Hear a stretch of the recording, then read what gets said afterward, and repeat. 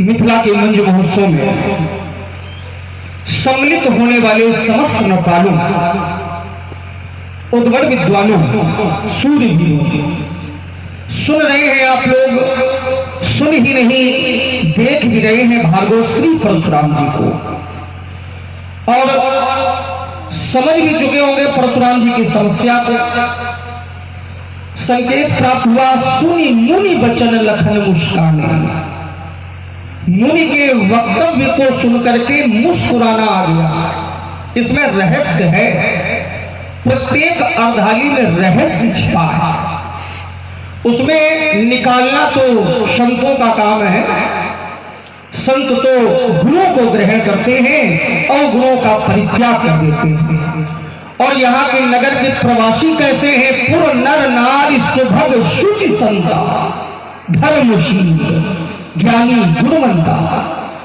मुनि के वचनों को सुन करके मुस्कुराने का कारण क्या है? क्योंकि मुनि की वाणी बड़ी कठोर है। अति ऋषि बोले वचन कठोरा। लेकिन हमारे शास्त्र कहते हैं कि मुनि के 4 लक्षण होते हैं।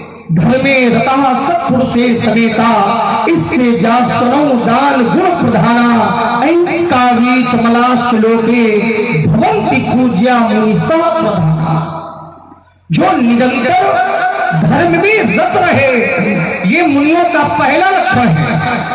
दूसरा लक्षण सत्पुरुषों की संगति करे, ये मुनियों का दूसरा लक्षण है। जो कभी किसी की हिंसा न करे, ये मुनियों का तीसरा लक्षण है। और जो कभी कठोर वाणी का प्रयोग न करे, ये मुनियों का चौथा लक्षण है। जो इन 4 लक्षणों से परिलक्षित होता है, वही मुनि कहलाने योग्य है। लेकिन हमारा विचार श्रीमान जी पर जाता है तो इन 4 लक्षणों में एक और लक्षण नहीं, लेकिन फिर भी मुनि है, बड़े विचित्र मुनि है। पहला लक्षण है धर्म में निरंतर रत रहना। लेकिन शास्त्र हमारे कहते हैं कि जो व्यक्ति क्रोध करता है, तो क्रोध करने वाले व्यक्ति से धर्म दूर हो जाता है। जहां धर्म है वहां क्रोध नहीं है, और जहां क्रोध है तो वहां धर्म नहीं। खोजत कतहु मिले नहीं भूरी, करही क्रोध जिमि धर्म ही। क्रोध करने वाले व्यक्ति से धर्म स्वयं दूरी बना लेता है, ऐसा हमारे शास्त्र कहते हैं। तो महाराज, आपको धर्म में लिप्त रहना चाहिए, लेकिन आप धर्म में लिप्त नहीं है, आप क्रोध में लिप्त हैं। पूछत जान अजान जिम व्याप्यो कोप शरीर। संपूर्ण शरीर में क्रोध ही क्रोध व्याप्त है। तो महाराज, ये आपका क्रोध मुनि के लक्षण को नष्ट कर रहा है, कष्ट उत्पन्न कर रहा है, ऐसा आपका क्रोध है। मुनियों का पहला लक्षण ही नष्ट हो रहा है। दूसरा लक्षण तो प्रतीत ही नहीं हो रहा है, संगति। आप तो स्वयं अकेले चल करके आए हैं, आपके साथ कोई नहीं आया, न ही संत पुरुष आए, न ही महात्मा आए, आप स्वयं चल करके आए हैं। तो ये दूसरा लक्षण तो आपके जीवन में प्रतीत ही नहीं हो रहा। तीसरा लक्षण वाणी में विनम्रता, लेकिन आपकी वाणी में विनम्रता नहीं है, आपकी वाणी में कठोरता। चौथा लक्षण है किसी को अपना शत्रु न मानना, लेकिन आपने अपना व्यक्तिगत शत्रु माना है। वो भी किसे माना है? जिनसे उधन तोड़ा सहस बाहु सम मोरा। आपका व्यक्तिगत यदि शत्रु है तो वो है धनुष तोड़ने वाला। धनुष तोड़ने वाले को अपना शत्रु मानते हैं। देखिए, इसमें विचार है, इसमें तर्क है। श्री परशुराम जी धनुष तोड़ने वाले को अपना शत्रु मान रहे हैं, जबकि वह शत्रु कहाँ का है? बाह्य जगत का है। बाह्य जगत के शत्रु को खोजने वाला व्यक्ति अपने अंतःकरण के शत्रु को नहीं पहचान पा रहा है, यही भ्रम है। धनुष तोड़ने वाले शत्रु को आप बाद में जीते, पहले अपने अंतःकरण के शत्रु को जीते, और अंतःकरण के 6 शत्रु होते हैं जो व्याप्त होते हैं: काम, क्रोध, लोभ, मोह, मद और मत्सर। तो आपका धनुष तोड़ने वाला शत्रु हो या ना हो, लेकिन ये क्रोध आपका वास्तविक शत्रु है। पहले इस पर नियंत्रण करें, इस पर विजय प्राप्त करें, तभी आपके प्रश्न का उत्तर सहजता से प्राप्त होगा। क्योंकि हमारे ग्रंथ कहते हैं, ना कश्चिद कश्चिद मित्रम ना कश्चिद कश्चिद रिपुः व्यवहारे ही जायन्ते मित्राणि रिपुस्ततः। संसार में ना ही कोई किसी का मित्र है, संसार में ना ही कोई किसी का शत्रु है। व्यक्ति के व्यवहार से ही ये जाना जाता है कि कौन हमारा मित्र है और कौन हमारा शत्रु। व्यवहार। आप धनुष तोड़ने वाले को अपना शत्रु अवश्य मानते हैं, लेकिन धनुष तोड़ने वाले के व्यवहार से आप परिचित नहीं है। धनुष तोड़ने वाले का व्यवहार व्यासी है कैसा, आप उपस्थित हैं तो रस में वार्ता होगी। प्रभु चाप खंड महिदारे तो देख लोग सब भय सुखारे। धनुष तोड़ने वाले के व्यवहार से यहाँ के कुछ लोग नहीं, सब लोग सुखारे, सभी प्रसन्न हैं। उसके व्यवहार से सब प्रसन्न हैं। तो जिसका व्यवहार इतना कुशल हो, वो शत्रु कैसे हो सकता? ये विचारणीय विषय। महाराज, हमें तो लगता है धनुष तोड़ने वाला लड़ाई का पात्र नहीं है, धनुष तोड़ने वाला बड़ाई का पात्र है। हमारे आचार्य कह रहे थे, सीए स्वयंवर देखिया जाई और ईश का धोगे बड़ाई। किसी बड़ाई प्राप्त हो वो यश का पात्र है, बड़ाई का पात्र है। बस यही मुस्कुराने का कारण है कि जिसकी करनी चाहिए बड़ाई, उससे पंडित जी करना चाहते हैं लड़ाई। अरे महाराज, अगर लड़ाई का कारण केवल धनुष का टूटना है तो हमने भी बाल्यकाल में एक धनुष नहीं ना जाने कितने धनुष तोड़े। तब आप हमसे लड़ने नहीं आए, तो धनु ही तोड़ी ललकाई पर कबहू ना असरिस की गोशाई। तब आपने हम पर क्रोध नहीं किया। अगर नहीं किया तो महाराज ये संसार है, इसे प्रपंच कहते हैं। संसार में हानि भी है, लाभ भी है, जीवन भी है, मरण भी है, यश भी है, अपयश भी है।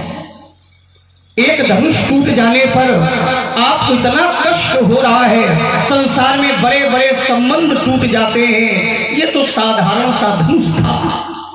अच्छा, तो ये धनुष के टूटने पर आप इतनी ममता। अरे महाराज, जो धनुष मजबूत होते हैं, जो धनुष सुदृढ़ होते हैं, उनके प्रति ममता हो ये तो अच्छा लगेगा। लेकिन जो धनुष टूट चुका है, टूटे हुए धनुष पर इतनी ममता, ये शोभा नहीं दे रहा है। यही धनु पर ममता की है कथताम हम आपके श्रीमुख से जानना चाहेंगे।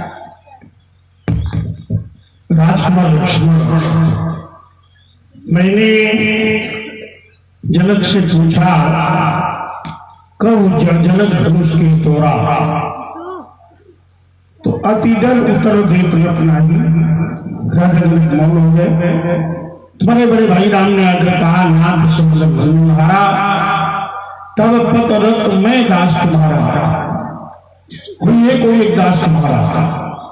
नाथ समझनहारा कोई एक दास तुम्हारा। उसने को कह दिया, कोई शब्द निश्चयवाचक है, निश्चयवाचक सर्वनाम है। और भी कह दिया आय सुखा कही के मुझे आज्ञा दीजिए। तुम्हारा भाई जानता है कौन है धनुष तोड़ने वाला, स्पष्ट बताना चाहिए। अमुक है अथवा इन मोही के अनुसार निश्चयात्मक सर्वनाम तो कह देता, नाथ समझन भंजनहारा तो पदरत मैं दास तुम्हारा। तो विशिष्टा द्वैत का सृजन हो जाता। और सर्वधर्मान प्रत्युज मामेकम शरणं व्रज अहम त्वा सर्व पापेभ्यो मोक्षयिष्यामि शुचा की पृष्ठभूमि सुनिर्मित हो जाती। अब तुमने कहा कि परशुराम जी हमें मुनि किसी कोण से नहीं मिल रहे। मानसकार ने कहा, व्यास की वाणी से निकला, सुन मुनि बचन लखन मुस्काने। मानसकार ने हमें मुनि माना, लेकिन लक्ष्मण हमें मुनि नहीं मान रहा। और मुनि की कसौटी पर इसने कहा जो धर्म में रत हो वो मुनि है। परशुराम जी कहीं से धर्म में रत नहीं है। सीधा आक्षेप लक्ष्मण ने हमारे ऊपर लगा दिया। तो बेटे तुमने किस कसौटी पर कसा कि हम धर्म में रत नहीं है, हमारे अंदर धर्म नहीं है। भाई तुमने कुछ कसौटी पर कसा होगा, तभी तो कह दिया परशुराम जी में धर्म नहीं है।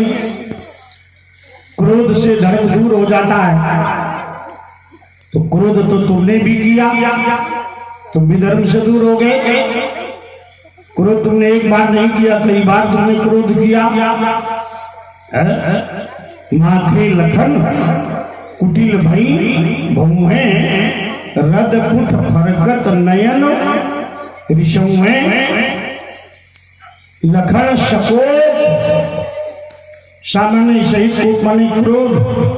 लखन शकोप बचन जे बोले तो डगमगान मही दिग्गज डोले। अरुण नयन भरकुटी कुटिल चितवत नृपन शकोप। क्रोध तुमने भी किया। हाँ ध्यान दें, आपने आदरणीय श्री रमाशंकर जी पाल चालक बांदा डिपो उत्तर प्रदेश परिवहन निगम आपकी ओर से 101 रुपये सादर दोनों ही महापुरुषों के चरणों में समर्पित हैं। बहुत बहुत धन्यवाद। बरसात देर में हुई लेकिन बढ़िया हुआ। ये बादल जो है इस घर शासन सुमति भूमि थल हृदय अगाधु वेद पुराण उदति घन साधु। बरसाने वाले साधु लोग हैं। यहाँ तो अभी वृष्टि शुरू हुई, अब महावृष्टि होगी। अच्छा क्या बात है राम जी। तो लक्ष्मण क्रोध तुमने भी किया और कह रहे परशुराम जी में बात क्रोध है। तुमने कहा जो क्रोध करे वो मुनि नहीं, मुनि में हिंसा नहीं होनी चाहिए। देखिए मुनि हिंसक नहीं होते, लेकिन जब देश काल परिस्थिति बन जाती है तो वो जो हिंसा होती उसे हिंसा नहीं कहते, उसे धर्म की स्थापना कहते हैं। परित्राणाय साधूनां विनाशाय च दुष्कृतां धर्म संस्थापनार्थाय। जैसे कपिल जी हैं, उन्हें कहा जाता है कपिल मुनि। कपिल के साथ क्या जुड़ा है? मुनि। और कपिल मुनि का जब 60,000 सगत के पुत्रों ने अपमान किया, बोले एस बाज हर्ष चौरा आस्ते मीलित लोचना हन्यताम हन्यताम पाप इति खस्ति शास्त्रिणा। 60,000 ने कपिल जी की जटाएं पकड़ के नोची, का ये चोर है, इसे मारो मारो। कपिल मुनि को क्रोध आ गया। उदा युधा अध्ययन उनमें सीतदा मुनि। मुनि शब्द आया भागवत में 9 स्कंद में। मुनि ने नेत्र खोले, उससे निकली अग्नि। सतावत रुष्टस्य दृष्टिपातेन भारत देहजेन अग्निना दग्धो भस्मसात अमोक्षा। मुनि के नेत्रों से क्रोध की ज्वाला निकली और 60,000 जलकर भस्म हो गए। लक्ष्मण कहता मुनि क्रोध ही नहीं करते। तो मुनि कपिल जी ने क्रोध किया, 60,000 जला दिए। तो तुम्हारा एक कथन व्यर्थ है कि मुनि क्रोध करे सो मुनि नहीं, और क्रोध तुम स्वयं धर्म से दूर हो जाता है, और क्रोध तुम स्वयं करते हो। तो लक्ष्मण तुम्हारी ये जो व्याख्याएं हैं ये शास्त्र सम्मत नहीं है, मनमुखी हैं। कि परशुराम जी में क्रोध है मुनि। उसे मुनि का शाब्दिक अर्थ है मननशीला मुनि। जो मनन करते हैं वो मुनि है। और ऋषि और मुनि में अंतर है। ऋषि ऋषया मंत्र दस्तारा, जो वेद मंत्रों का साक्षात्कार करते हैं वो ऋषि, और जो मनन करते हैं वो मुनि। यहाँ ये बात नहीं है कि जो क्रोध करें, क्रोध आ जाए तो मुनि पद से समाप्त हो जाते हैं, उनमें धर्म नहीं रहता। परशुराम जी में धर्म नहीं है। तो मैं बड़े आश्चर्य में पड़ गया कि लक्ष्मण तुमने कौन सी कसौटी पर हमें कसा कि धर्म नहीं है, 4 चरण धर्म के होते हैं। तो अब उन 4 चरणों पर तो हमें कसो। क्या परशुराम जी में वो 4 चरण हैं? अगर है तो ठीक है, तो हम धार्मिक हैं, अगर नहीं है तो हम अधार्मिक हैं। अब लक्ष्मण ने ही कसा है तो यही बताएगा कि वो कौन कौन चरण हैं और वो परशुराम जी उन पर खड़े हैं कि नहीं है? तो ये तुमने कह दिया कि परशुराम जी में धर्म नहीं है। लक्ष्मण ने कहा न कश्चित कस्यचित मित्रः न कश्चित कस्यचित रिपुः व्यवहारेण जायन्ते मित्राणि रिपवस्तथा। न कोई किसी का मित्र है न कोई किसी का शत्रु है। शत्रु और मित्र यहाँ व्यवहार से बनते हैं, व्यवहार से।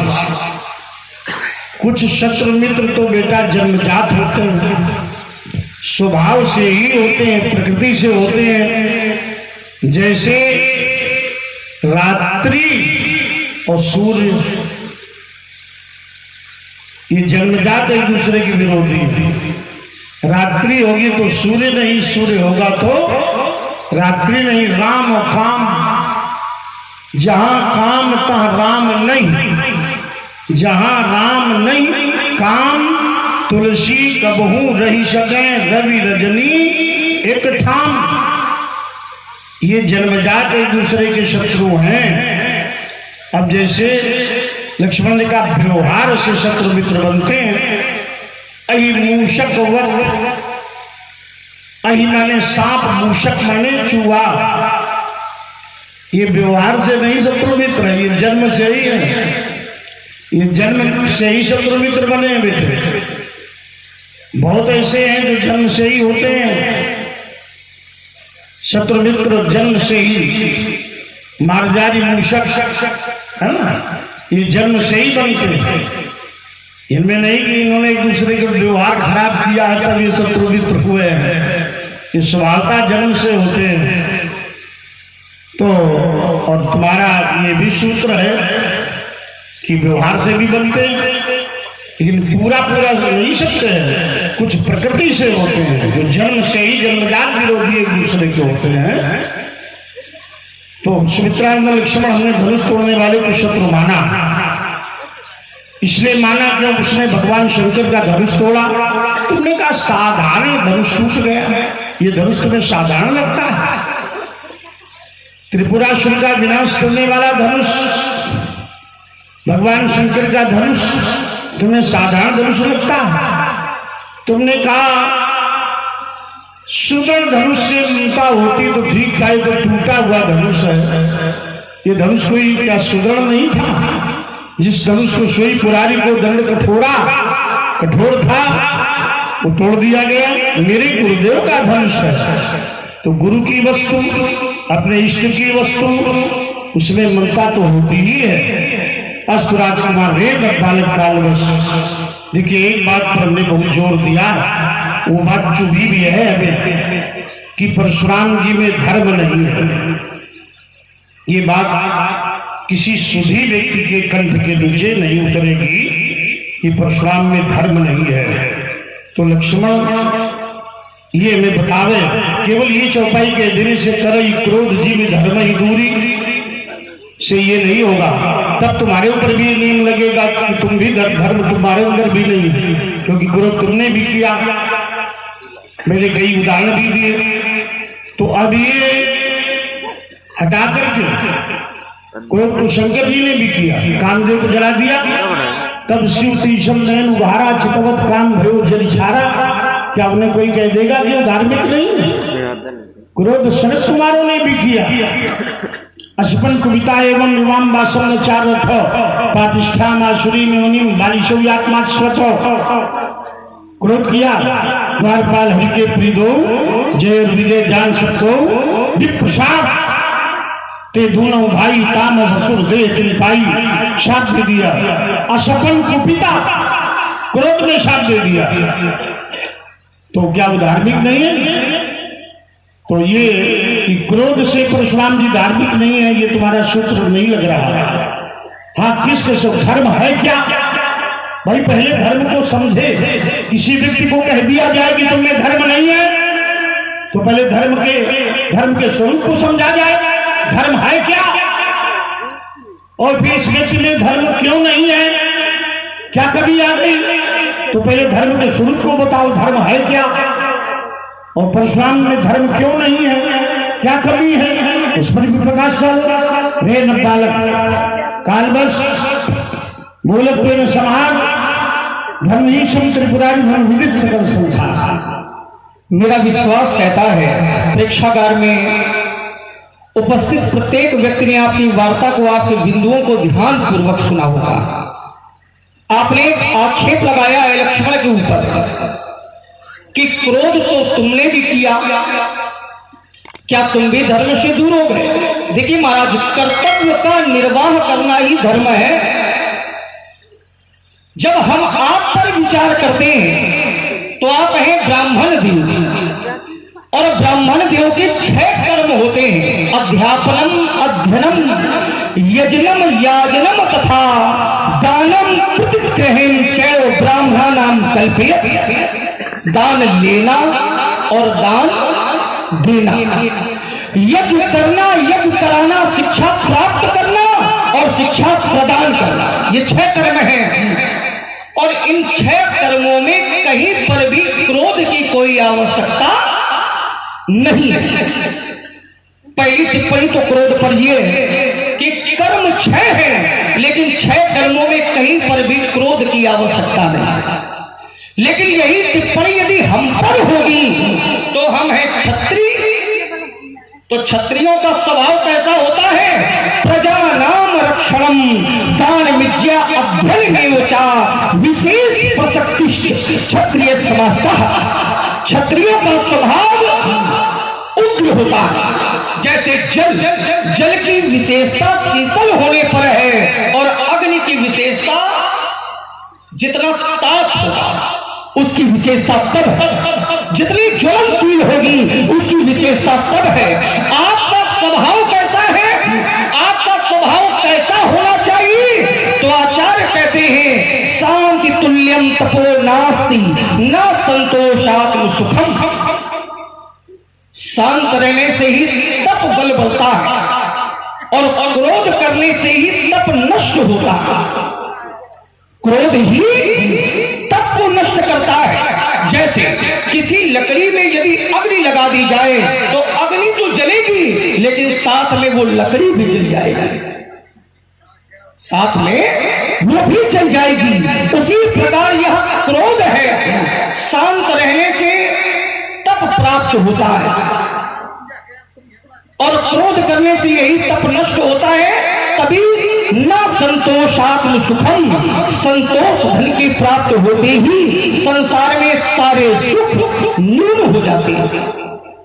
क्रोध पर दूसरी टिप्पणी, हमारे शास्त्र कहते हैं, आप कहते हैं लक्ष्मण तुम्हारी ये बात बड़ी चुभी है कि तुमने कह दिया कि धर्म से दूर है, तो धर्म पर विचार करो। आप धर्म से दूर हैं और उसका कारण है क्रोध। एक ही उदाहरण दे रहा हूं महाराज, संसार में यदि सबसे बड़े धर्म की चर्चा होती है तो वह केवल एक ही धर्म है, परिहित धर्म नहीं भाई, और परिपीड़ा नहीं सब अधमाई। दूसरों का हित करना ही सबसे बड़ा धर्म है, और दूसरों को कष्टित करना ही सबसे बड़ा अधर्म है। और आपका यह क्रोध आपको धर्म से दूर कर रहा है, क्योंकि आप लोगों का हित नहीं करना करना चाहते हैं, आप तो लोगों का वध करना चाहते हैं भैया। सो बिलगाव विहाय समाजा और नहीं न तुम्हारे जई है सब, यही अधर्म है। पर पीड़ा नहीं सम अदमाई, दूसरों को कष्ट प्रदान करने से बड़ा कोई अधर्म नहीं। चौथा उदाहरण, अरे कसौटी तो महाराज बहुत है और आप किसी पर भी खड़े नहीं उतर रहे हैं। आप कहते हैं तुम्हारी बात शास्त्र सम्मत नहीं है। अरे महाराज, हमारे ग्रंथ कहते हैं, हमारे शास्त्र कहते हैं कि तात 3 अति प्रबल खल, संख्या में 3 है और स्वभाव में प्रबल है, और महाराज पहचान में क्या है? खल, दुष्ट है। वो 3 कौन कौन से हैं? तो आचार्य कहते हैं काम, क्रोध और लोभ। और ये हानिकारक किसके लिए? लक्ष्मण के लिए नहीं है। मुनि विज्ञान धाम मन करहि निमिष महाछो, ये मैं नहीं कह रहा हूं, ये ग्रंथ कह रहे हैं कि मुनि के विज्ञान रूपी धाम के लिए यह क्रोध, यह लोभ, यह मोह हानिप्रद है, ये हानि क्षति पहुंचाते हैं। तो ये हमारा विचार नहीं, हमारे ग्रंथ कह रहे हैं महाराज। आप हमारी न मानिए लेकिन ग्रंथों की मानिए। कपिल मुनि, आप कपिल मुनि का उदाहरण देते हैं, लेकिन क्या कपिल मुनि के जीवन में ये सूत्र नहीं लगेगा क्या कि अति प्रबल खल, मुनि विज्ञान धाम मन करे निमिषमा क्षोभ, क्या ये कपिल मुनि के जीवन में नहीं लगेगा क्या? जो भी मुनि होकर के क्रोध करते हैं तो क्रोध करने से उनकी साधना नष्ट होती है। और आपने एक परिभाषा दिया, मननशीला सा मुनि, जो मनन करे, जो चिंतन करे, जो विचार करे वह मुनि है। लेकिन जो क्रोध करे, क्या ऐसी कोई परिभाषा है कि जो क्रोध करे वो मुनि है? जो मनन करे। और ग्रंथ क्या कहते हैं? क्रोधाति भवति सम्मोहा, सम्मोहाति स्मृति विभ्रमः, स्मृति हिंसाति बुद्धिनाशो, बुद्धिनाशात् प्रणश्यति। क्रोध करने से मोह उत्पन्न होता है, मोह के उत्पन्न हो जाने से स्मृतियां नष्ट हो जाती हैं, और स्मृतियों के नष्ट हो जाने से व्यक्ति की बुद्धि भी नष्ट हो जाती है। ये भगवत गीता कहती है। तो महाराज, क्रोध पर टिप्पणी तो वैसे हो रही है, हम क्रोध करें ये शोभा देगा, लेकिन आप क्रोध करें ये शोभा नहीं देगा। आप तो आशीर्वाद दे ये शोभा देगा।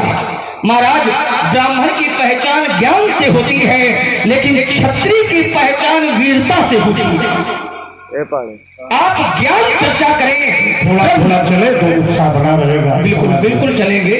दूसरा बिंदु, चलो, आपने कहा लक्ष्मण हमारा ये धनुष साधारण नहीं था। अच्छा चलो, आपका ये धनुष साधारण नहीं था तो इसको तोड़ने वाले को कहे साधारण मान रहे हो? भाई आपका धनुष बहुत मजबूत था, लेकिन जिसने इसको तोड़ा है उसको कहे हल्के में लिए हो। मैंने उसे हल्के से नहीं लिया, बिल्कुल लिया है। साहस भाव, तो सहस्त्रबाहु महाराज धनुष तोड़ने वाले के पराक्रम के सामने सहस्त्रबाहु कुछ नहीं। चलो उसको देखेंगे, अभी देख लो, इसका उत्तर ले लो, उसके बाद में आपके पास पूर्ण समय है। उस समय का आप ये नहीं कि भोजन किया नहीं, सहस्त्रबाहु के पास 1000 भुजाओं की शक्ति थी, लेकिन धनुष तोड़ने वाले के पास 1000 ही नहीं, जिस धनुष को तिल मात्र हिलाने के लिए 10,000 राजाओं ने अपने बल का प्रदर्शन किया।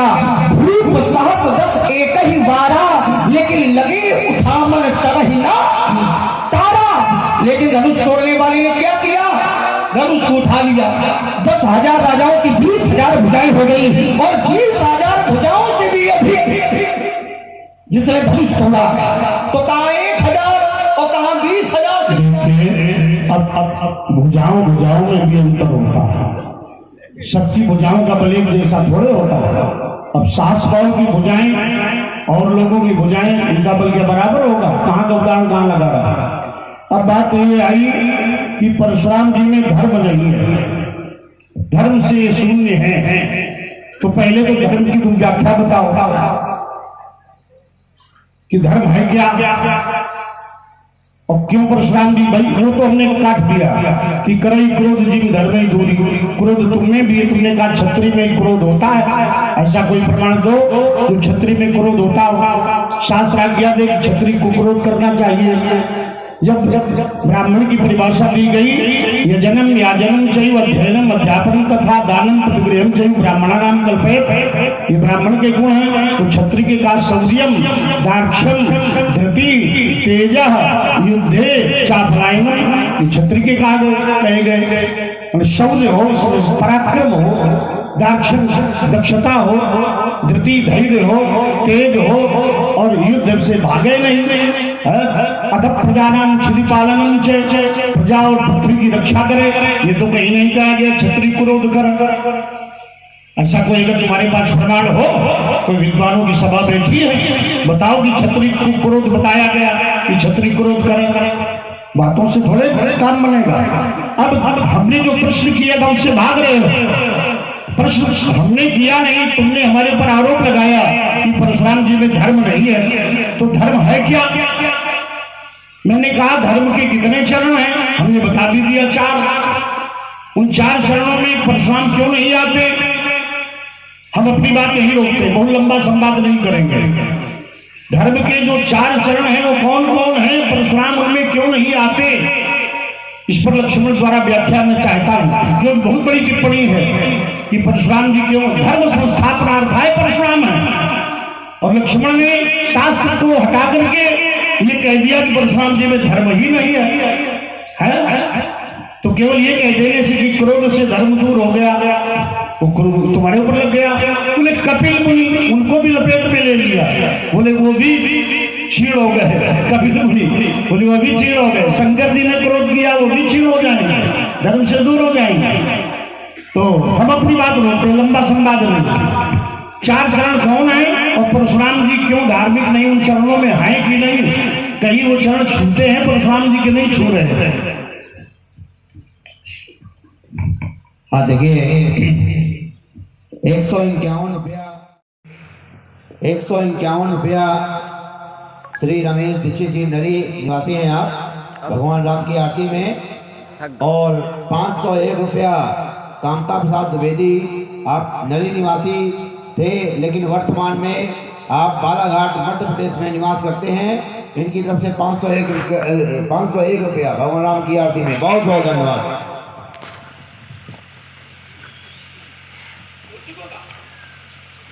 जल्दी बोल गए, हम तो सोच रहे थे कुछ हमारे प्रश्नों का भी उत्तर देंगे। वो सब होगा, लेकिन बहुत लंबे वक्तव्य होने में विषय ठंडा पड़ जाता है। बहुत अच्छी बात है, विषय ठंडा ना होने दो, लेकिन महाराज कुछ हमारी बातों का भी उत्तर दे दिया करो। केवल आपकी बात ही महत्वपूर्ण है और हम जो चर्चा कर रहे हैं उस पर महत्व ही नहीं दे रहे। देखो देखिए महाराज, तुमने कहा परशुराम जी धार्मिक नहीं है, तो चर्चा तो तुम्हारी है कि धर्म है क्या, और परशुराम में वो जो 4 चरण धर्म के हैं उनमें कौन बिल्कुल चारों नहीं है, क्यों नहीं है, कैसे नहीं, इस पर प्रकाश डालेंगे। लेकिन जो ये आपका प्रश्न जो है विषय वस्तु से हट ना तुम्हारे, मैंने मुनि के लक्षणों की चर्चा, तुम्हारे 4 लक्षण मुनि के होते हैं, उसमें हमने लक्षणों की चर्चा की धर्म, लेकिन आपने उस पर चर्चा नहीं की। फिर आपने कहा कि धर्म को परिभाषित करो भाई, तुम्हें धर्म क्या है?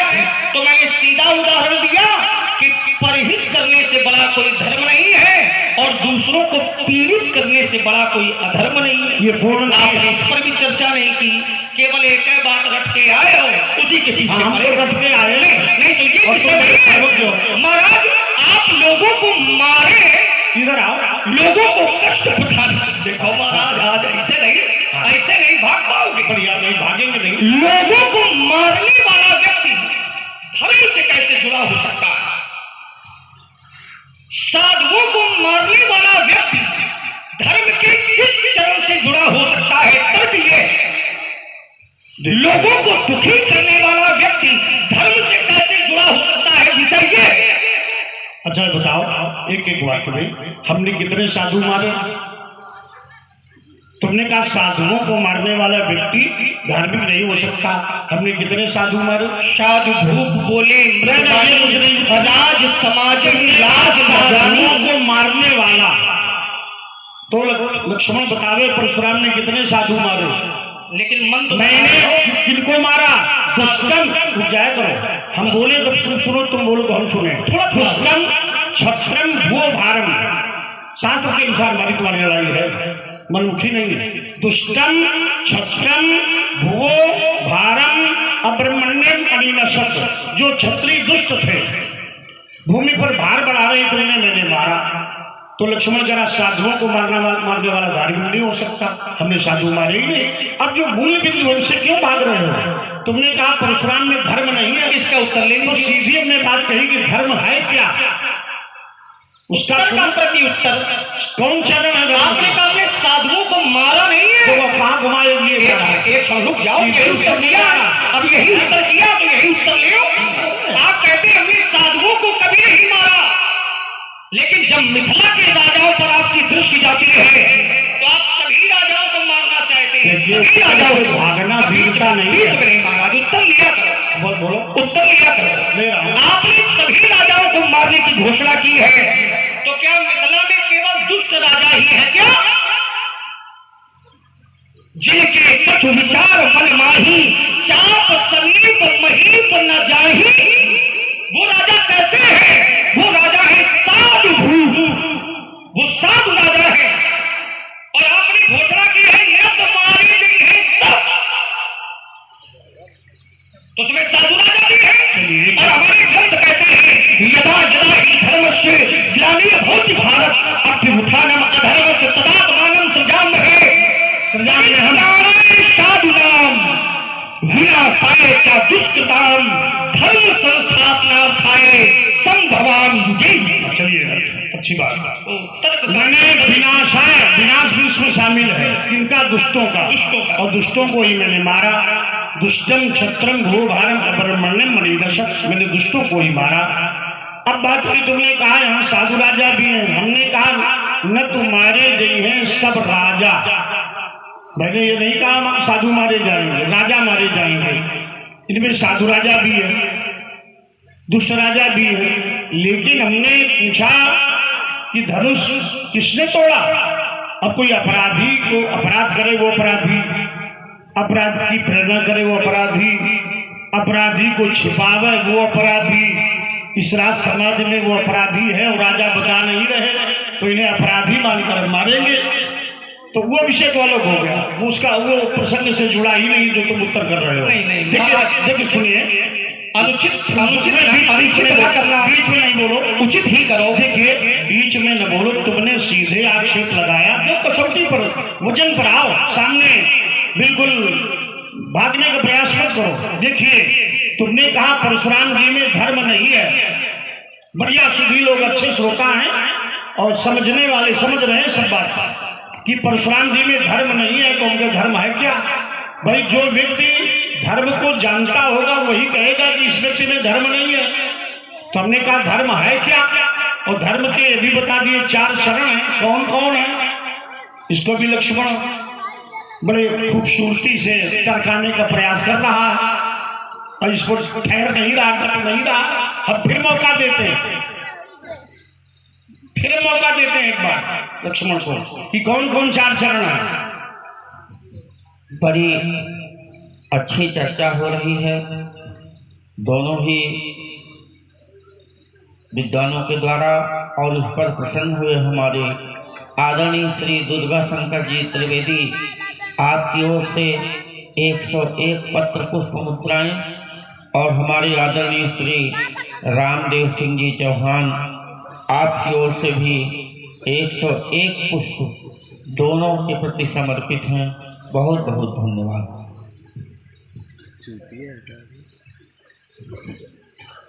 धर्म न दूसर सत्य समाना, सत्य बोलने से ही धर्म होता है।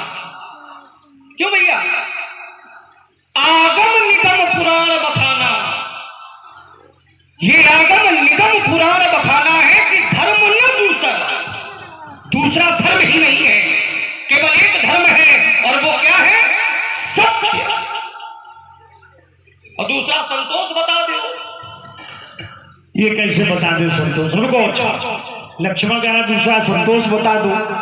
अभी कह रहा था परहित सरिस धर्म नहीं भाई, अब कुछ सोच करके बोला धर्म न दूसरा सत्य समाना। तो धारयति, अब हम इसको स्पष्ट किए दे रहे हैं, बहुत बार प्रश्न उत्तर हुआ, लक्ष्मण द्वारा नहीं आया। धारयति धर्म, जो ईश्वरीय और मानवीय गुणों को धारण किया जाए वो धर्म है। धर्म के 4 चरण हैं, सत्य, तपस्या, त्याग और दान। 4 चरण धर्म के हैं। तो वही कहा नहीं सत्यात परो धर्म, सत्य से बढ़कर कोई धर्म नहीं। तो क्या परशुराम जी के जीवन में सत्य नहीं है? लक्ष्मण ने कहा कि परशुराम में धर्म नहीं है, तो क्या मैं असत्य भाषी हूं? कसौटी पर कसो, बोलने के पहले देखो कि किसके लिए क्या तुम कह रहे हो। क्या परशुराम के जीवन में सत्य नहीं है? नहीं है। कैसे? सीधे ले, आपने कहा था राजा जनक जी से कि धनुष तोड़ने वाले को दिखाओ, और नहीं दिखाया तो धरती पलट देंगे। तो नहीं, आपने ही कहा था वेग दिखाओ मूढ़ नत आजू, और नहीं उल्टो मई। अगर उत्तर नहीं दिया तो हम धरती पलट देंगे। जब राजा जनक जी ने आपको उत्तर नहीं दिया तो धरती काहे नहीं पलटी? मैंने क्या कहा उससे? पलटनी चाहिए, झूठ बोल रहे हो। सुनिए सुनिए, रुक जाओ, इसे अपने केवल भाव को महत्व देते हो। सुनो, और हम बोल रहे तो क्या सब बात है क्या? अभी बात पूरी नहीं हुई। केवल आप की बात बढ़िया है ना। धर्म के चरण 4 है, लेकिन धर्म के लक्षण 10। रुकिए, सुनिए, पहले बता क्षमा दमो अस्तेयम सोच में इंद्री निग्रह। और अब क्या है? क्या अभी तो आपसे तो ज्यादा बता गए। साफ कम नहीं, ये लक्षण है, ये लक्षण वो चरण है। चरण 4 है और सुनाओ 10 है। हाँ तो कौन? लेकिन विषय वस्तु ये नहीं है। आप कहते हैं जाने से संवाद नहीं होता। कौन कौन 10 है गिनाओ? बहुत अच्छे महात्मा। नहीं, हम अच्छे हो कि खराब हो? बहुत अच्छे हम तुमसे प्रमाण पत्र नहीं ले रहे। लेकिन तुम हमें ये बताओ कौन कौन 10 है? संवाद ये नहीं है। सुनिए, संवाद ये है कि आपकी बात हमें अच्छी नहीं लग रही। तो फिर जैसे हमारी बात आप कह गए हो, भले गलती में कह गए हो, लेकिन अपराधी अपराधी होता है, और अपराधी का साथ देने वाला, मैंने कहा छिपाने वाला साथ देने वाला। ये नहीं कहा मैंने। चलो, छिपाने वाला ये ठीक है, वो भी अपराधी होता है। 4 प्रकार के अपराधी होते हैं, 4 प्रकार के। अपराधी होता है, और अपराधी को छिपाने वाला अपराधी होता है। ये तो 2 ही भाई, लेकिन अपराधी तो 4 होते हैं। 4 प्रकार के अपराधी। देखिए, अपराध की योजना बनाने वाला अपराधी, अपराध के लिए आदेश करने वाला अपराधी, अपराध करने वाला अपराधी, अपराधी को छिपाने वाला अपराधी। अब सुनो, तुम बहुत बोलते हो बीच में और हल्ला मचाते हो। कहाँ परशुराम में धर्म नहीं है? तो हमने कहा पहला सत्य, परशुराम में सत्य का कहाँ अभाव है? तो लक्ष्मण ने तर्क किया कि आपने कहा वेग दिखाओ मूढ़ नत आजू। आजू शब्द है कि आज भर में दिखा दो, और आज भर में न दिखाया, आजू शब्द है ना। अबे आज पूरा कराऊंगा, जब नहीं मिलेगा तब उल्टेंगे। अबे तो समयावधि कार्यकाल चल रहा है। ये झूठ में नहीं बोलोगे, बीच में नहीं बोलोगे, बीच में ना बीच में नहीं बोलोगे, बीच में कतई नहीं बोलोगे। डरने नहीं, फिर बिगड़ जाएगा। फिर तुम बोलोगे, तुम 50 बार बोलेंगे, फिर संवाद विवाद बन जाएगा। इसलिए हम बोले तब तुम सुनो, हम लंबा बोलते नहीं, सुना करो। तो सत्य परशुराम में पूर्ण है। सत्यव्रतम सत्य परम सत्यम, सत्य से निहितम सत्य, सत्य से सत्यव्रत सत्य नेत्रम सत्यात्मकम, ये परशुराम का चरित्र है। सत्य, फिर दूसरा त्याग। त्याग, परशुराम से ज्यादा त्यागी कौन होगा? ये बाहुर वासुदेवांशम है अनाम कुलांतकम त्रिशब्द सत्वायमान चक्रेण क्षत्रियाम महीन। 21 बार वसुंधरा को जीता और पूरी धरती दान कर दी। परशुराम से बड़ा कोई त्यागी होगा? त्याग धर्म है। तूने कैसे कह दिया कि परशुराम में धर्म नहीं है? फिर तप, तपस्या, ब्रह्मचर्य तपस्या देवा मृत्युमात्म, सबसे बड़ी तपस्या ब्रह्मचर्य है। मैं बालक ब्रह्मचारी हूँ, महान तपस्वी हूँ। पूर्ण धार्मिक हूँ। ये कह रहा परशुराम धार्मिक नहीं है, चल पड़ा 4 अक्षर घर घर के लगा करके व्यर्थ की बकवास करने के लिए है, मनमुखी बातें करता है। फिर कह रहा दान, सत्य, तपस्या, त्याग और दान।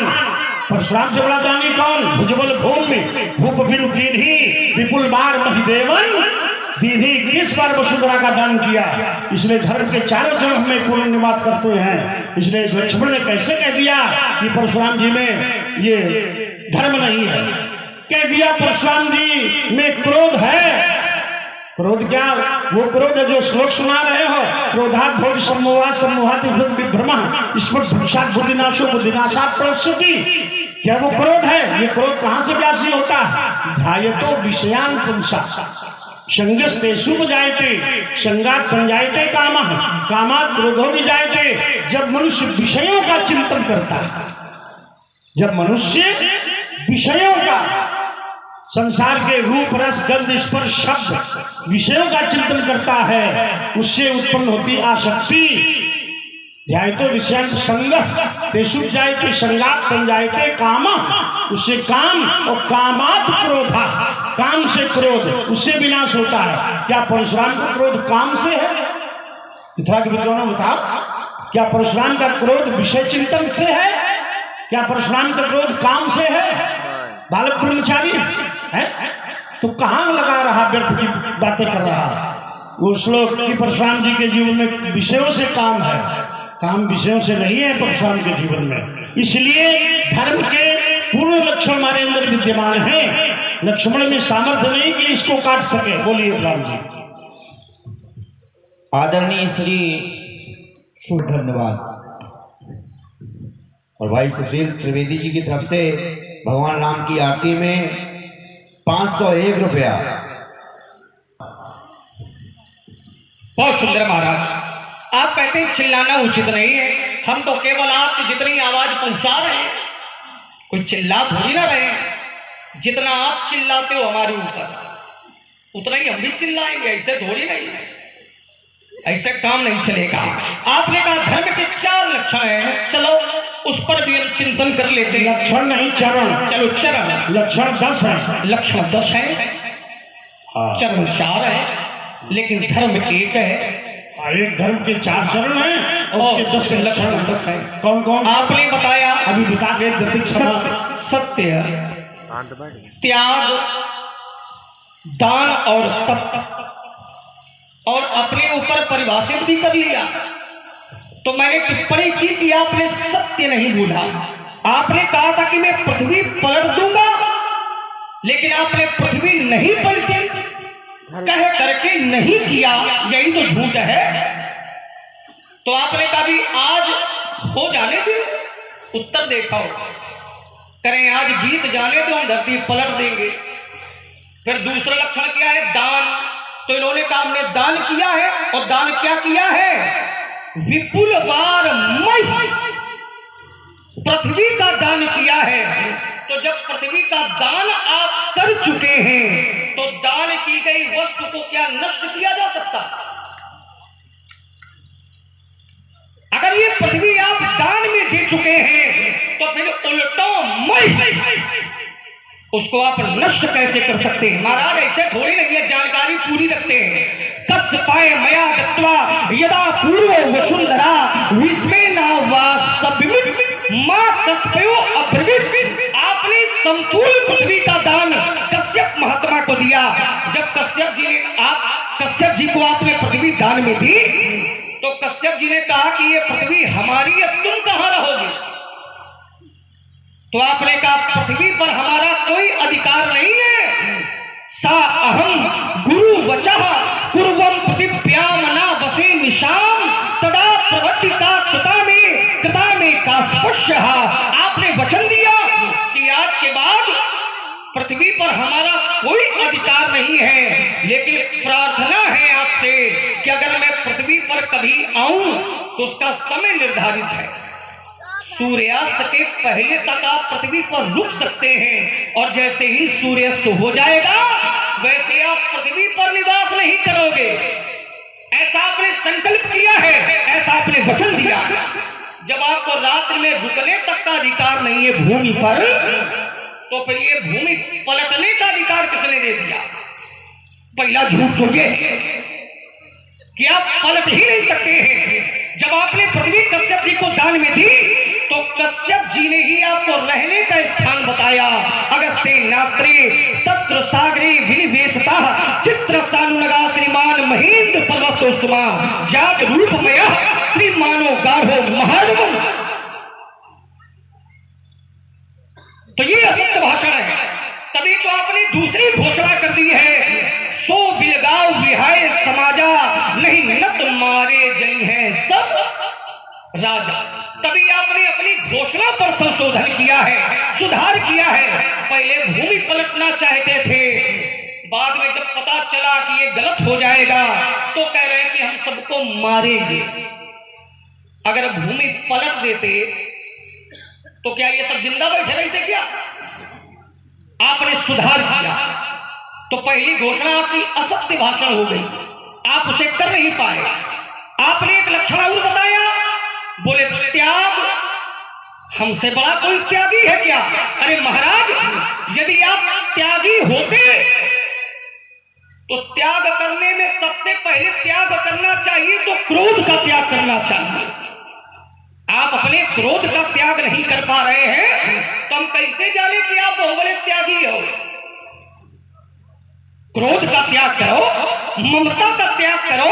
आचार्य कहते हैं रस रस सूख सरित सर पानी और ममता त्याग कर ही जिम ज्ञानी। लेकिन आपको ममता है, आप क्रोध कर रहे हैं, तो फिर त्याग काहे का किया है आपने? जब सब कुछ साथ में लिए हो तो त्याग क्या किया? कुछ नहीं किया। जो दान किया वही नष्ट करना चाहते हो। एक भी लक्षण नहीं भैया कहीं से भी। केवल ये हमें विवश कर रहे हैं, हमें डराना चाहते हैं, लेकिन हम डरने वाले हो गया। सुनिए एक बात, ये आपकी बातों का उत्तर था। जो विषय हमारे आते हैं आप उस पर चिंतन नहीं करते, केवल अपनी बातों को बताओ। हमने कहा था आपसे कि संसार है और आपने उसे अपराधी माना जिसने धनुष को तोड़ा है। तो अपराधी 4 प्रकार के होते, आपने अपने अनुसार बताया। लेकिन इनके नाम क्या है? प्रेरक, प्रेषित, कारक और समर्थक। क्या बता? प्रेरक प्रेरणा देने वाला, आगे प्रेरणा स्वीकार करने वाला, प्रेषित कर्म करने वाला। कोई सब एक तो आप लोग हम इसलिए पकड़ते हैं। नहीं पकड़ो, आप प्रेषित पकड़ नहीं पाओगे महाराज, हम तो कभी नहीं पकड़ नहीं पाओगे। पहले हमारी बात समाप्त हो जाए, इसके बाद में अपनी बात। फिर पकड़ जाओगे, क्यों ऐसा करते हो? अच्छा बताओ, ऐसा क्यों करते हो? अच्छा बबुआ ये बताओ, प्रेषित करने का पहले हमारी बात भाई शब्द निकल जाएगा। फिर शब्द कैसे? फिर पकड़ नहीं आएगा। ये प्रेरणा देने वाला, बढ़िया। प्रेषित जो प्रेरणा को स्वीकार कर रहा। प्रेषित माने कारक, प्रेषित माने भेजने वाला, कारक कर्म करने वाला, प्रेषक प्रेषित भेजा। नीरस करते हो? नहीं नीरस नहीं कर रहा, रुक जाओ ना। प्रेषित शब्द वहां नहीं है। प्रेरक माने हो गया, माने प्रेरणा देने वाला, और प्रेषित माने भेजा। प्रेषक माने भेजने वाला। पत्र के ऊपर लिखते हो प्रेषक, और प्रेषक से ही बन गया प्रेषित। प्रेषित माने भेजा। ये कहां लगेगा भैया? अपराधी में प्रेषित हो गया। हाँ हम रुक गए। बहुत भारी। हम बता देते कि भाई लक्ष्मण ने कितनी बढ़िया बात कही। बहुत भारी बात आप कह गए। भारी नहीं, कुछ छोटी नहीं। बोलो बस केवल बीच में बोलने का आपको रोग है। पता ही नहीं बोलेंगे। हाँ तो बीच में बोलते हो, भले उसका अर्थ निकले चाहे ना निकले। बोलो महाराज, एक शब्द का एक ही अर्थ नहीं होता। बिल्कुल एक शब्द एक है, अर्थ अनेक है।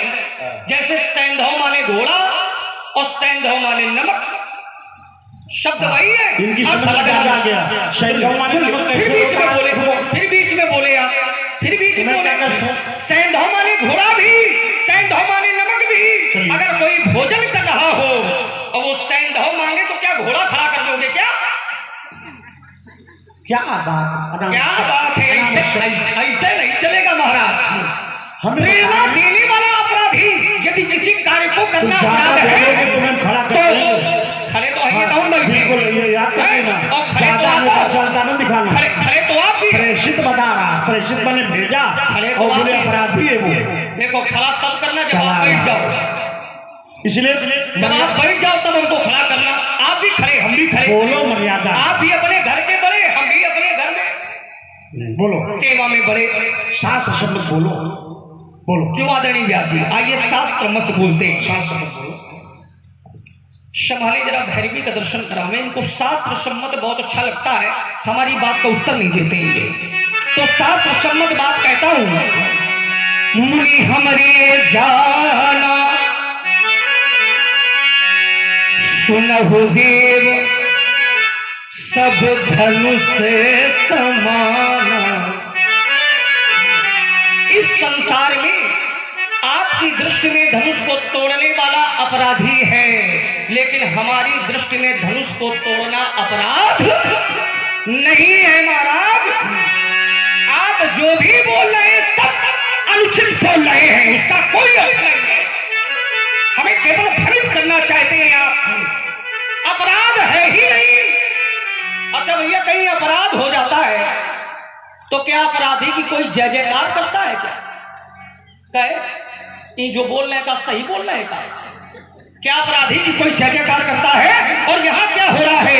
रही भुवन रही भुवन हरि जय जय पाली,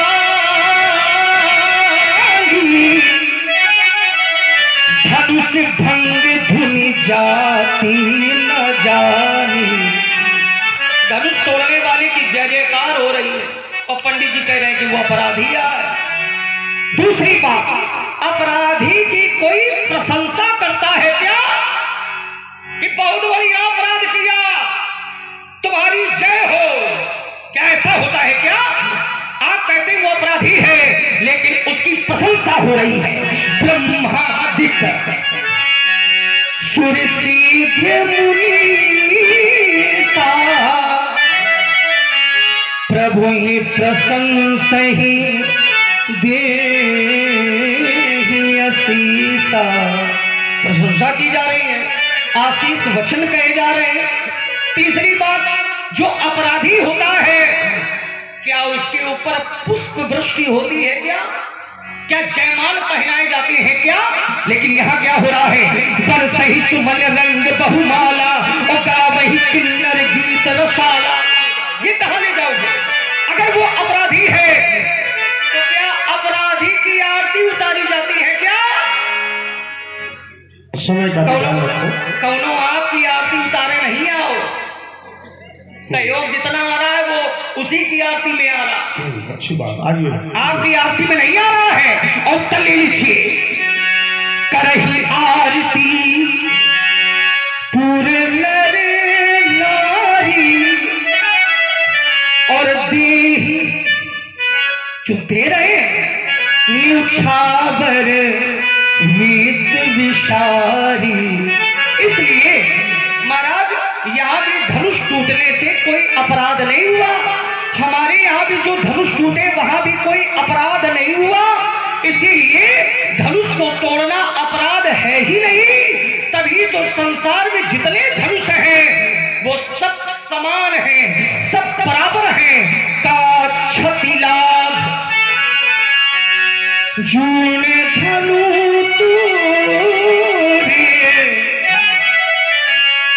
जून धनु तूरे बड़ा ही कमजोर धनुष था, तो ये छूते ही टूट गया। कहे भैया कैसे टूट गया? छूने से टूट गया। अब मान लो पंडित जी के पांव छुए और पांव छूते ही चले जाए, अगर मान लो उनके प्राण निकल जाए तो क्या हम अपराधी माने जाएंगे? क्या लोग यही कहेंगे कि महाराज जी का समय आ गया था, लक्ष्मण जी ने तो केवल पांव छुए और चले गए।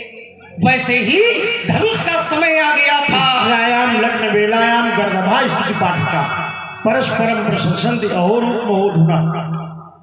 उष्ट्रायाम लग्न वेलायाम, ऊंट का हुआ विवाह तो गर्दभा स्थिति पाठका, गर्दन स्तुति पाठ करने लगे।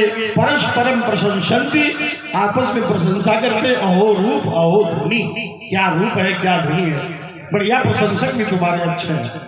अब बात आई, अब सुमित्रानंद लक्ष्मण, तो बात तुमने कही कि महात्मा कश्यप को भूमि का दान किया था, अब आप धरती पर रह ही नहीं सकते, और फिर बताया कि हाँ शाम तक रह सकते, उसका भी समाधान कर दिया। बोले दान की वस्तु उसे नष्ट करने का अधिकार नहीं, मैंने ब्राह्मणों को दान की थी। भुजबल भूमि भूपि की नी, विपुल बार मई देवन की नी दीनी, तो फिर तुम्हारे पिता के पास कहां से आ गई, जनक के पास कहां से आ गई? पूरी धरती हमने ब्राह्मणों को दान कर दी, फिर राजाओं के पास कहां से आ गई? तुम लोग बड़े हो अतिक्रमण करता, ब्राह्मणों से छीन ली फिर तुम्हारा, तभी तो कई बार अभियान चलाया, हम दे जाते हैं ये लोग छीन लेते हैं, ब्राह्मण भोले भाले होते हैं उनसे छीन लेते हैं, तो फिर हम दोबारा उसको लेते हैं, फिर दान करते हैं। तो ये राजाओं की भूमि में पलटने के लिए कह रहे हैं, हमने थोड़े कहा कि ब्राह्मण वाली पलट देंगे, राजा जनक की भूमि पलटेंगे। बात समझते नहीं, मोटी बुद्धि है, समझ लिया करो। हमने कहा उल्टो में जहां लगी तब राजू, तुम्हारा राज्य जहां तक है वो भूमि पलटेंगे, ये थोड़े कहा कि ब्राह्मणों वाली पलट देंगे। बात समझा करो।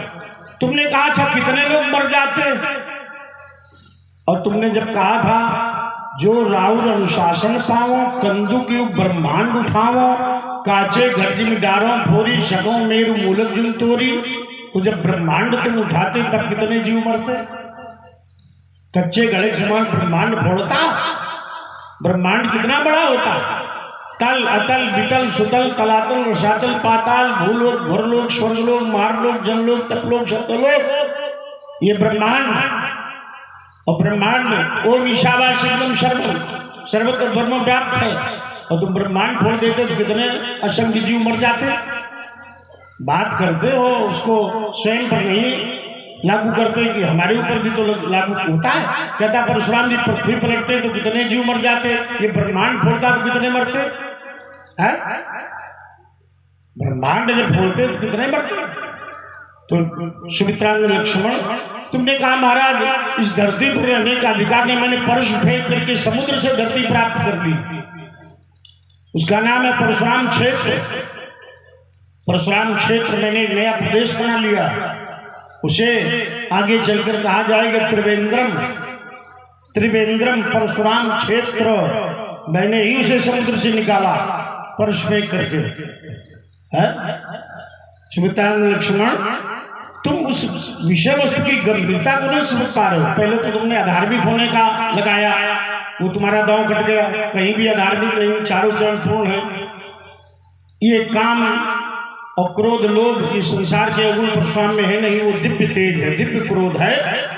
अब तुमने अपने वक्तव्य में कहा सुनो देव सब धर्म समाना, कहा तो समाना और पलट कर विषयांतर कर दिया, कहा कि करें आरती पूर्ण नारी, कहाँ की बात कहाँ जोड़ दी, वहां चल रहा है विषय धनुष समाना और भी करें आरती, मैंने पीछे लौट गया। करें आरती पूर्ण नारी दे निछावर वित्त विषारी, जहां तक विप्र वेद धुनि करही, बंदी बिरदावली उच्च रही है। ब्रह्मादि सुरसिद्ध मुनीषा प्रभु प्रशंसा दे शीशा, प्रभु दुर्चाप खंड महिदारे देख लोग संभय सुखारे आदि।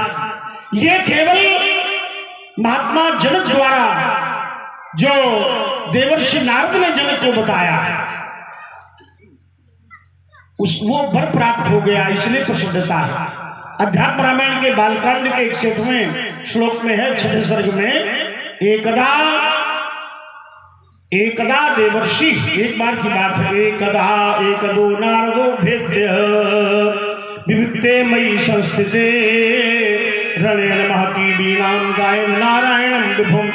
एक बार देवर्षि नारद वीणा बजाते हुए जनक के यहाँ गए और जनक से बोले, योग माया सीते जाता वही तो वेश्मनि अतस्त्वम अमुकायै उदेहि सीतां प्रयत्नतः। तुम्हारी कन्या सीता योग माया है, इसलिए सीता का विवाह तुम अमुक वर के साथ कर दो। जब बात हो गई कि सीता का पति अमुक है, नान्यम परम वर्ण कश्चित, किसी दूसरे के साथ विवाह कर देना, प्रयत्न करो उसी वर के लिए, उसी वर के लिए प्रयत्न करो, दूसरे के लिए नहीं प्रयत्न करो। तो जनक ने फिर स्वयंवर क्यों बुलाया? जनक जब वर पहले से निश्चित है, सुधी लोग विचार करें, वर जब पहले से निश्चित है, नारद बता दे कि सीता का वर वही है, उसके लिए प्रयास करो। तो जनक ने प्रयास तो सभी राजाओं के लिए किया। बोले बंदी बचन बर सुनहु सकल महिपाल,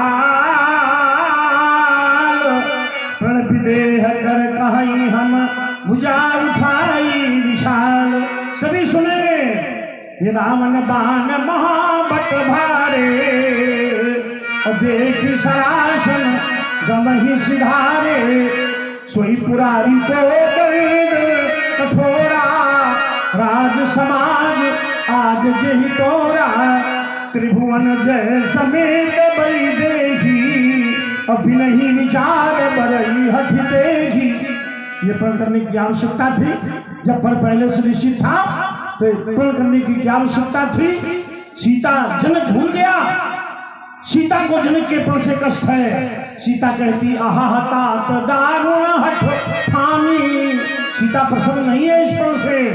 आहा तात दारुण हठ ठानी, और समुझत नहीं कछु लाभन हानि, सकल सभा गए मति भई भोरी। इतना ही नहीं, सीता ने कहा सची बस है सिख दे न कोई, बुद्ध समाज बड़ अनुचित होई। बड़ा अनुचित कार्य हुआ। नक शिखली रखी अमुक की शोभा, और सुमिरी पिताप मन अति क्षोभा। लेकिन सीता को नारद के वचन याद है, सुमिरी सी नारद वचन उपजी प्रीति पुनीत। और अम्मा ने भी वरदान दे दिया, नारद बचन सदा सुचि साचा, और सोबर मिले जाहि मनुराचा। तो जनक ने नारद की बात नहीं मानी, पूर्व निर्धारित पर मिला है इसलिए प्रसन्नता है, धनुष टूटने से नहीं, पर मिला है वही। अब जो मूल बिंदु था, ये तो तुमने विषयांतर किया केवल, कुछ अपनी बात अतिरिक्त जमाने के लिए पीछे पर लौट करके।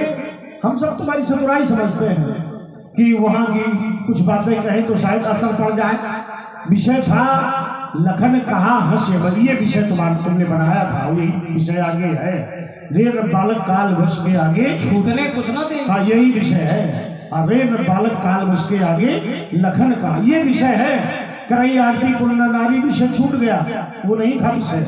ये जो इस पर तुम्हें व्याख्या देनी चाहिए थी, जितनी व्याख्या दे सकते इस पर व्याख्या देना चाहिए। क्यों इस विषय लग गया लखन कहा हंसी, हमारे गाना सुनहु देव सब धनुष समाना। सभी धनुष समान है तुम्हारी दृष्टि में।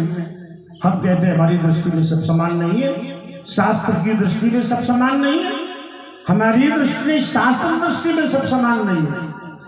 तुम अपनी दृष्टि लगा रहे हो, सब समान नहीं है। हम तो कहते धनुष छोड़ो, पूरा संसार समान नहीं है।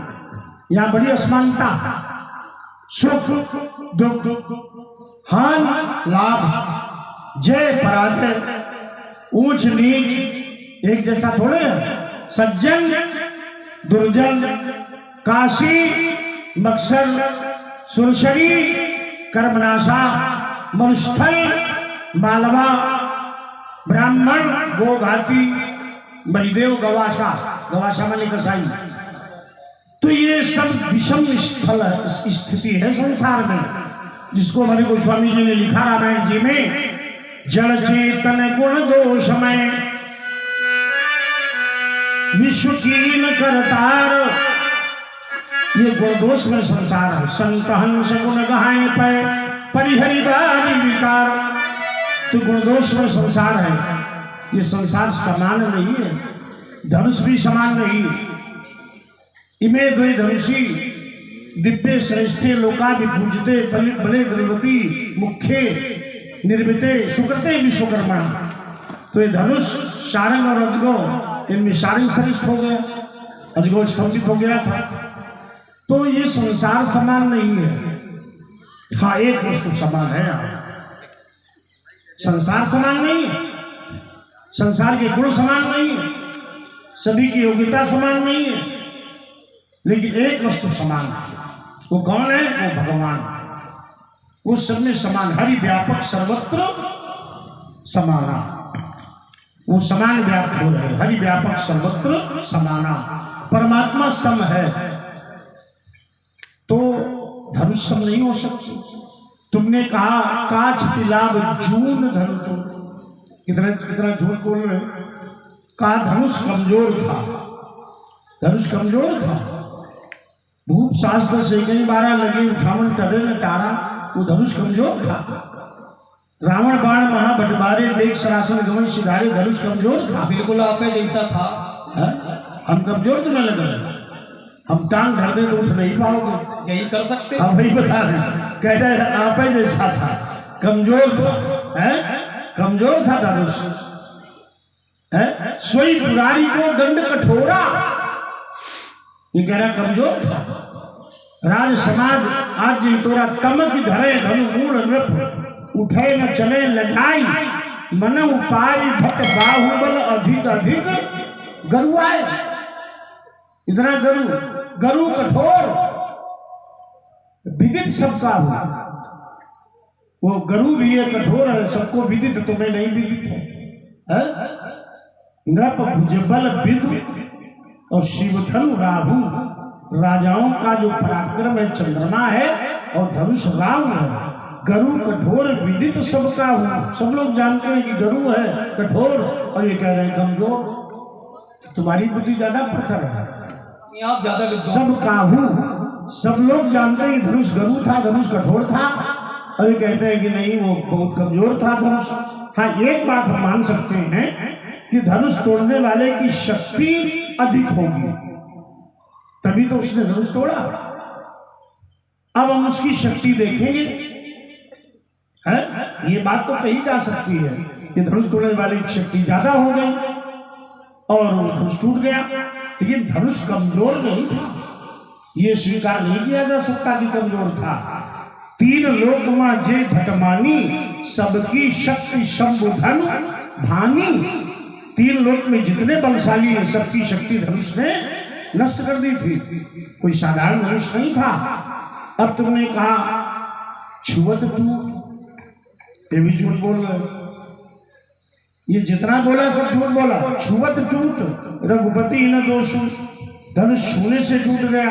और वहां क्या है, लेत चढ़ावत और खींचत और गाढ़े, धनुष किया गया, चढ़ाया गया और खींचा गया, और कह रहा छुआ है केवल, है। अब बोले अब आपके पाँव छू ले आप मर जाओ, इतने बड़े पराक्रमी है, हमारे पाँव छुएंगे हम मर जाएंगे। तुझे मालूम है कि मरेंगे नहीं, हम अमर हैं, हम अमर हैं, चिरंजीवी हैं, तुम पैर छुओगे हम मर जाएंगे। तो यही समझ लो इनकी योग्यता, कह रहे कि हम पैर छुए आपको मर जाओ। तो बेटे ये धनुष जो है छूने से नहीं टूटा, अटली शुरुआत छुएगी तो धनुष कसकर खींचा गया, कर्ण बंद खींचा गया। दमक्यो दामिनी जिम जब लेऊ, पुण्य धनु नवमंडल समभयू, गोलाकार हो गया है। तो ये छोट टूट भी नहीं है, उद्घोषक जी बोले, बोलिए। देखिए 551 रुपए भगवान राम की आरती में श्री अमरपाल बाबा जी, आप नरेली निवासी हैं, इनकी तरफ से 551 रुपया, और आप ही की तरफ से दोनों महान भावों के चरणों में 100 रुपया। बहुत बहुत धन्यवाद। देखिए हमारा स्वभाव ये है कि जब परशुराम जी का वक्तव्य पूर्ण रूप से हो जाता है तब हम प्रारंभ करते हैं, लेकिन पंडित जी का स्वभाव है बीच में बोलने का, हमारी बात को काटने का। लेकिन हम तो अपनी पूरी बात कहेंगे, जो रह जाएगा हम बाद में कहेंगे। क्यों व्यास जी? क्योंकि यहाँ विशेष निर्देश है, कुछ रह ना जाए, करना सब है। महाराज आपने कहा लक्ष्मण, यहाँ लोग धनुष के टूटने से प्रसन्न नहीं है, विवाह हो गया इसलिए प्रसन्न है। अब समझो इनकी बुद्धि को, अगर धनुष ना टूटता तो क्या विवाह हो जाता? क्या सोचो, करे धनुष के टूटने से प्रसन्न नहीं है, विवाह हो गया इसलिए प्रसन्न है। और राजा जनक जी क्या कह रहे थे कि अगर धनुष नहीं टूटेगा तो फिर विवाह भी नहीं होगा। सीधे तर्क का उत्तर तर्क से लियो। सुकृत जाए जो प्रण परिहरऊं, कुंवरी कुंवार रहे का करो, तजहुआस निज निज गृह जाहू, क्योंकि लिखा न विधि वैदेही विवाह। मैं प्रण का त्याग नहीं करूंगा, चाहे हमारी कन्या कुंवारी ही क्यों न रह जाए। हमारी कन्या का विवाह लगता है विधाता ने लिखा ही नहीं। ऐसी भावना जन्म ले चुकी थी महाराज। अब बिना धनुष को तोड़े विवाह नहीं होगा। जब तक धनुष नहीं टूटेगा तब तक लोगों का कष्ट भी नहीं मिटेगा। तो आदरणीय व्यास जी यहाँ की स्थिति क्या हो गई वो भी ले लो। सिय कर सोच जनक पछतावा, रानी ने कर दारुण दुख दावा, सब कर संशय अरु अज्ञानू, मंद मही पर करे अभिमानू।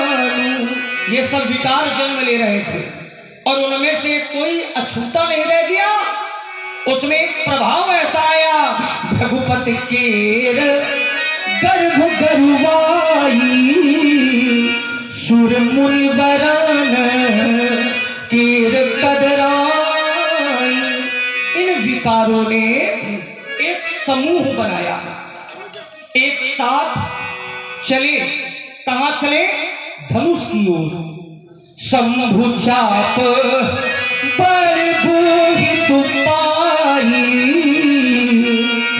और चढ़े जाब सब संग बनाई। ये ऐसे विकार थे कि यदि धनुष नहीं टूटेगा तो ये विकार भी समाप्त नहीं होंगे। ये विकार धनुष को जहाज मान करके उस पर ही चढ़ गए। धनुष बन गया जहाज, लोगों का विकार बन गया उसमें भार। तो धनुष तोड़ने वाले की जो भुजाओं का बल है वो बन गया सागर। ऐसे समझो, जैसे सागर में, समुद्र में जहाज हो और उस जहाज में आवश्यकता से अधिक भार हो तो वो जहाज क्या होगा? जहाज डूब जाएगा समुद्र में। और जब वो जहाज डूब गया तो जहाज के डूबने का कारण कौन है? इसमें दोष किसको लगेगा? डूबने का कारण समुद्र है या डूबने का कारण अधिक भार है? अधिक भार। और अधिक भार के कारण वो जहाज यदि समुद्र में डूबा है तो इसमें समुद्र का कोई दोष नहीं। कैसे? आचार्य कहते हैं, शंकर चाप जहाज, भगवान शंकर जी का धनुष बन गया जहाज और लोगों का विकार बन गया भार। लेकिन धनुष तोड़ने वाले का बल क्या बना है? सागर। अमुख बाहुबल, जो बल है वो सागर है, वो भार नहीं है, वो सागर है। तो भार क्या है? अरे बूढ़े सो सकल समाज, चढ़ा जो प्रथम ही मोह बस। लोगों का विकार ही भार बना। तो देखिए उदाहरण क्या है, अगर भार के कारण जहाज सागर में डूबता है तो इसमें समुद्र का कोई दोष नहीं है। उसी प्रकार समाज के कारण यहाँ धनुष तोड़ा गया है तो इसमें धनुष तोड़ने वाले का भी कोई दोष नहीं। फिर बीच में बोले अभी हमारी बात चल रही है। जब हम कहें बोलो लंबा नहीं तो बोलो, और जब हम कहें चुपा जाओ तो चुप हो जाओ। अभी आप सुने, अभी तो प्रारंभ हुआ। इतना लंबा नहीं बोल रहे। नहीं, गलत बात, आप बहुत लंबा बोलते हो। आपने कहा लक्ष्मण ये धनुष बहुत कठोर था, बहुत बढ़िया था, बहुत अच्छा था। अगर बड़ा कठोर था तो काहे टूट गया? ऐसा उल्टा सीधा पाठ पढ़ा रहे हो। देखिए महाराज, परिभाषा है, जो शक्ति के प्रयोग से भी वस्तु न टूटे उस वस्तु को कठोर कहते हैं। लेकिन जो वस्तु शक्ति के प्रयोग से टूट जाए तो उसको क्या कहेंगे, कठोर कहेंगे कि कमजोर कहेंगे? जो टूट जाए। अब ये इनकी दृष्टि में कठोर है, लेकिन ये टूटा हुआ पड़ा है, तो टूटे हुए धनुष को हम कठोर कैसे कह सकते हैं? क्योंकि ये टूट चुका है। ऐसे नहीं, उल्टा सीधा नहीं चलेगा महाराज कि कमजोर था इस कारण से टूटा। अभी बोल लेंगे। तो महाराज अब आप कहते, देखो अपनी ही बात कहते हैं, इसके बाद में उसका उत्तर भी कर देते हैं। कहते हैं कि हम धनुष को कमजोर नहीं मान सकते हैं, भले ही धनुष तोड़ने वाले की शक्ति को हम बड़ा मान सकते हैं, शक्ति को श्रेष्ठ मान सकते हैं। तो महाराज अगर शक्ति बड़ी है तो आपका ये धनुष न्यून हो गया, कमजोर हो गया। का क्षतिलाभ जून धनु तोड़े, और महाराज सीधे पहुंचो, देखा राम नयन की फोड़े, लेकिन छुअत टूट। अब छूते ही टूटा है, तो कहते हैं अगर छूते ही टूटा है तो फिर ये क्यों कहा गया है लेत चढ़ावत खेचत गाढ़े? ये क्यों कहा गया? अच्छा, ये जहां कहा गया है कि लेत चढ़ावत खेचत गाढ़े, तो आगे क्या कहा गया? जब का हुना लिखा तो ये कहा ठहरे? जब का हुना लिखा लिखा है कि किसी ने नहीं देखा है, तो फिर परशुराम जी कैसे जान गए कि उसने लिया, चढ़ाया, खेचा? अरे महाराज हमारे भाव को समझो, रहस्य को समझो। धनुष तोड़ने वाले ने धनुष को उठाया और फिर क्या किया? चढ़ाया। क्या चढ़ाया? प्रतिंचा को चढ़ाया। ये धनुर्वेद का नियम है, निर्मुक्त आयुध की अबाधित प्रतिंचा को प्रतिपादित करना ही योद्धा का लक्षण है। प्रतिंचा को चढ़ाया और प्रतिंचा को अपने कानों तक खींचा, और जब कर्ण प्रदेश तक प्रतिंचा को खींचा तो ये धनुष कैसा हो गया? मंडलाकार हो गया। और ये मंडलाकार होना ये अतिक्रमण नहीं है, ये शक्ति का अधिक प्रयोग नहीं है, ये आयुध की मर्यादा, मंडलीकरण। क्योंकि एक धनुष की 14 कलाएं होती हैं, लक्ष्य, प्रतिसंधान, आकर्षण, विकर्षण, पर्याकर्षण, अनुकर्षण, मंडलीकरण, पूर्ण, स्थारण, ब्राह्मण, असल्यपात, दूरपात, पृष्ठपात और मध्यमपात, 14 कलाएं होती हैं। धनुष तोड़ने वाले ने तो मात्र प्रतिंचा को चढ़ाया, तो ये धनुष मंडलाकार हो गया। और जैसे ही गोल हो गया तो धनुष के 2 सिरे होते हैं, एक सिरे को कहते हैं अटनी और दूसरे सिरे को कहते हैं स्रुवा। जैसे ही ये गोल हुआ तो अटनी और स्रुवा आपस में छू गए, और जैसे ही छू गए तो ये मध्य से टूट गया। चलिए, तो छुअत टूट रघुपति ही न दोषु, तो फिर मुनि बिन काज करहि कतुरुष। लक्ष्मण ने कहा कि धनुष तो छूते ही टूट गया, जैसे परशुराम जी के चरण छुए और ये मर जाता। तो भाव है छूने से टूट गया। हमने कहा छूने से नहीं टूटा, उसे खींचा गया। तो लक्ष्मण ने स्वीकार कर लिया कि हाँ धनुष उठाया, धनुष खींचा। क्योंकि गुरु ही प्रणाम मन ही मन की ना अति लाघव उठाए धनुलीना, धनुष को उठाया। तुमने स्वीकार कर लिया कि उठाया गया, खींचा गया, चढ़ाया गया। चलो हमारी बात मान ली, हम प्रसन्न हुए। अब तुमने कहा कि धनुष जो है वो सागर से नहीं टूटा, वो भार बढ़ गया था, भार चढ़ गया था धनुष पर। सीताराम सीताराम सीताराम कहिए, जाहि विधि राखे राम ताहि विधि रहिए।